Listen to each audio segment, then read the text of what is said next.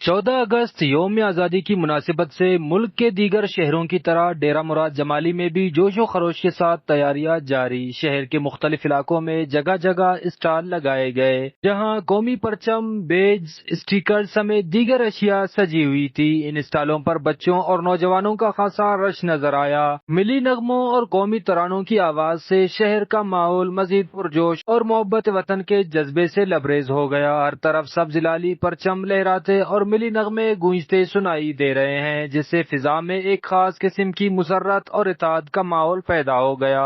مزید اس حوالے سے شہریوں نے وش نیوز سے بات چیت کرتے ہوئے کہا، جشن آزادی کے حوالے سے جو ہے ہماری تیاریاں مکمل ہیں اور شہر کے مختلف جگہوں پر جو ہے پاکستان کے پرچم لگا دیے گئے ہیں۔